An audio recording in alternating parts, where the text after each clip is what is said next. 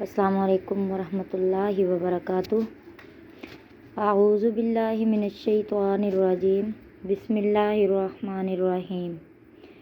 بئس الاسم الفسوق وبعد الایمان ومن لم یتب فاولئک هم الظالمون۔ اللہ تعالیٰ کا قرآن مجید میں ارشاد ہے کہ کسی کو برے القاب سے نہیں پکارو، کسی کو برے القاب سے نہیں پکارو ایمان آ جانے کے بعد، یعنی کہ جب تم مسلمان ہو تو پھر تم کسی کو برے القاب سے نہیں پکارو۔ اگر زمانہ جاہلیت میں کچھ لوگ ایسا کرتے تھے تو ان کو منع فرمایا گیا کہ برے القاب سے نہیں پکارو۔ مثال کے طور پر ایسے کہ ہم لوگ کسی کو الٹا نام لے لیتے ہیں، کسی کو جانور کی تشابیت دے دیتے ہیں، کسی کو کچھ کہتے ہیں، کسی کو کچھ کہتے ہیں، کسی کی بری عادت دیکھتے ہیں تو اس کا وہی نام بنا لیتے ہیں۔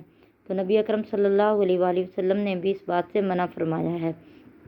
اور اللہ تعالیٰ نے کیا فرمایا ہے کہ وَمَن لَّمْ يَتُبْ فَأُولَٰئِكَ هُمُ الظَّالِمُونَ، کہ اگر تم نہیں توبہ کرو گے تو پھر تم ہو جاؤ گے ظالموں میں سے، ظالموں میں سے ہم ہو جائیں گے، پھر ہم جہنم میں جائیں گے اگر ہم اس بات سے باز نہیں آتے ہیں ایمان آ جانے کے بعد۔ اسی طرح ایک آدمی کا واقعہ ہے کہ وہ نبی کریم صلی اللہ علیہ وآلہ وسلم کے پاس دوڑتا ہوا آیا اور آنے کے بعد اس نے رونا شروع کر دیا۔ نبی کریم صلی اللہ علیہ وسلم نے پوچھا کہ کیا بات ہے؟ اس نے کہا کہ میرے گھر میں میرا بیٹا ہے اور وہ نافرمان ہے، تو اس وجہ سے میں پریشان ہوں، وہ مجھے گالی گلوچ کرتا ہے، یہ وہ جو بھی اس نے کہا۔ تو اس کے بیٹے کو طلب کیا گیا۔ نبی کریم صلی اللہ علیہ وآلہ وسلم نے اس کے بیٹے سے پوچھا کہ بیٹا تو اپنے باپ کے ساتھ اس طرح کیوں گستاخی کرتا ہے؟ تو دیکھیں ایک طرف باپ کی بات ہے تو دوسری طرف بیٹے کی بھی بات ہے۔ تو اس بیٹے نے کیا کہا کہ میرا بھی یہ کوئی حق نہیں ادا کرتا، نہ اس نے مجھے پڑھایا لکھایا اور نہ ہی کچھ مجھے کھانے کے لیے اچھے طریقے سے دیتا ہے۔ تو دوسری بات رہی یہ کہ اس نے میرا نام رکھا جول، جس کا مطلب ہے کہ جو پیشاب کے اندر کیڑے ہوتے ہیں۔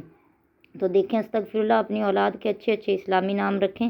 تو نبی کریم صلی اللہ علیہ وآلہ وسلم نے اس کے باپ سے کہا کہ اگر تم دونوں ہی ایک دوسرے سے معافی مانگو، کہ باپ بھی اپنے بیٹے سے معافی مانگے اور بیٹا بھی، کیونکہ بیٹے نے بھی باپ کا حق تلف کیا ہوا ہے، وہ بھی جو ہے وہ اپنے والد کی قدر نہیں کر رہا، اور جو وہ والد ہے نا اس نے بھی اپنے بچے کے ساتھ زیادتی کی ہوئی ہے۔ تو دیکھیں برا القاب جو ہے وہ بہت ہی بری بات ہے۔ تو دیکھیں ہم لوگ ایک دوسرے کو مذاق میں بھی الٹے نام اور اس طرح گندے نام کہہ کے نہیں پکارنے چاہیے۔ نبی اکرم صلی اللہ علیہ وسلم کے 4 دوست تھے، اکابر صحابہ کرام، جو چاروں خلفائے راشدین۔ تو نبی کریم صلی اللہ علیہ وآلہ وسلم نے حضرت ابو بکر کو صدیق کا لقب دیا، یعنی کہ اتنا خوبصورت لقب دیا کہ وہ قیامت کے دن تک لقب جو ہے وہ حضرت ابو بکر جو ہیں وہ صدیق اکبر کے نام سے جانے جاتے ہیں کہ وہ میرا سچا دوست ہے۔ دوسرے اپنے جو صحابی تھے، اپنے دوست بھی تھے، حضرت عمر، ان کو کیا لقب دیا؟ ان کا نام عمر بن خطاب تھا۔ ان کو کیا نبی کریم صلی اللہ علیہ وسلم نے لقب دیا کہ فاروق کا لقب دیا، کہ یہ حق اور باطل میں فرق کرنے والا ہے میرا دوست۔ اور تیسرے کو کیا لقب دیا؟ جب حضرت عثمان نے وہ کنواں تھا پانی والا تو وہ یہودی سے لے کر مسلمانوں کے لیے وقف کر دیا، تو حضور صلی اللہ علیہ وسلم نے حضرت عثمان کا نام عثمان غنی رکھ دیا، یعنی کہ یہ میرا غنی دوست ہے، اس کا دل بڑا ہے، اس نے مسلمانوں کے لیے یہ اچھا کام کیا۔ تو اس کے بعد جو حضرت علی رضی اللہ تعالیٰ عنہ تھے تو ان کا نبی کریم صلی اللہ علیہ وسلم نے ان کا نام شیر خدا رکھ دیا۔ نبی کریم صلی اللہ علیہ وسلم نے جو آج تک شیر خدا کے نام سے ہی، کرم اللہ کے نام سے ہی وہ جانے جاتے ہیں۔ تو دیکھیں اپنے دوستوں کے، اپنے بچوں کے، اپنے بہن بھائیوں کے جو اچھے اچھے نام ہیں وہی پکارا کرو، اور اگر کسی کا اچھا نام نہیں ہے تو اس کا چینج کروائیں۔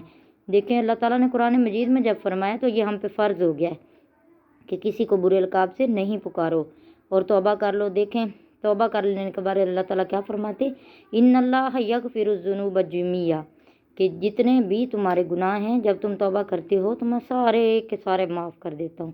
تو دیکھیں آج کے بعد آپ بھی توبہ کریں، کسی کو آپ برے لقب سے نہیں پکاریں گے۔ میری ویڈیو اگر اچھی لگی ہو تو چینل کو سبسکرائب کریں۔